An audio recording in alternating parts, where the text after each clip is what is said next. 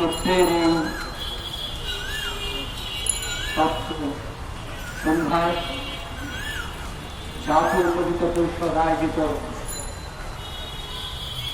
ফিলিস্তিনের গাজায় নৃশংস বর্বর নিষ্ঠুর নির্মাণী হত্যাকাণ্ডের প্রতিবাদে এই হত্যাকাণ্ড অবিলম্বে বন্ধের দাবিতে জাতীয় কবিতা পরিষদ আয়োজিত আজকের এই প্রতিবাদ সভায় যারা উপস্থিত আছেন জাতীয় কবিতা পরিষদের পক্ষ থেকে আপনারা দীর্ঘক্ষণ এই অনুষ্ঠানে অংশগ্রহণ করে বিশ্বের নির্যাতিত মানুষের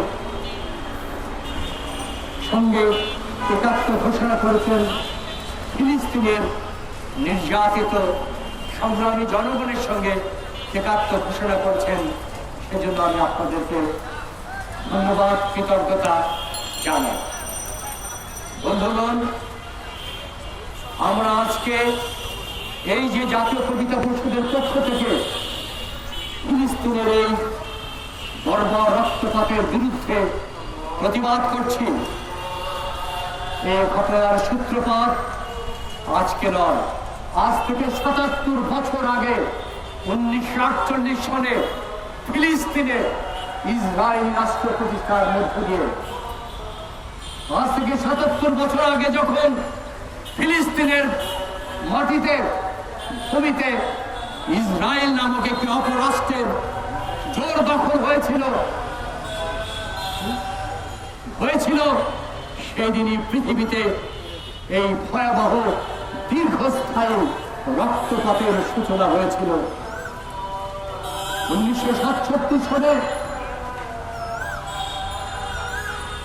৬ দিনের যুদ্ধে ইসরায়েল পশ্চিম তীর, গাজা এবং জেরুজালেম দখল করে নিয়েছিল।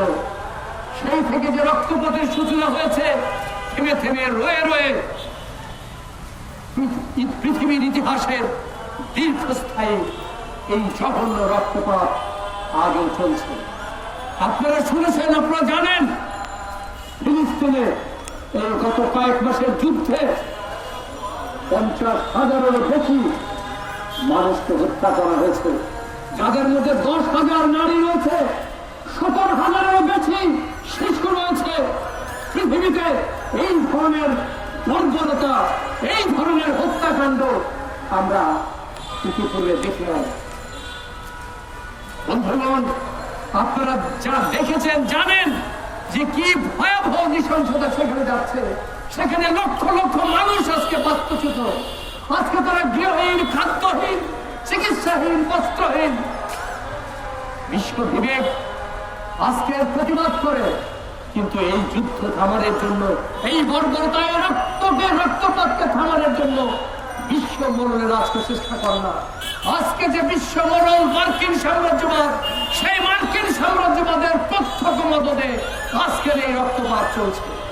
বন্ধুগণ, বাংলাদেশের মানুষ কোনদিন কোন অন্যায়কে মেনে নেয় না, কোন অবিচার, কোন জুলুম শোষণকে মেনে নেয় না। বাংলার জনগণ তাই আজকে রাস্তায় নেমে এসেছে, ফিলিস্তিনের মানবতার সঙ্গে তারা একাত্ম ঘোষণা করেছে।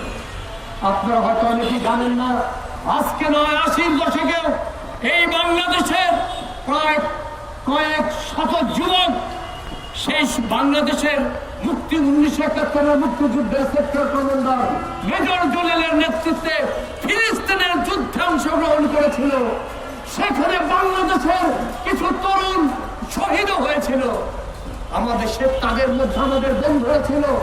আজ আমাদের সেই বন্ধুরা বাংলাদেশে বেঁচে আছে এবং আজও তারা আজকের এই গাজার হত্যাকাণ্ডের বিরুদ্ধে প্রতিবাদ করছে, প্রতিবাদ জানাচ্ছে, তারা রাস্তায় আছে।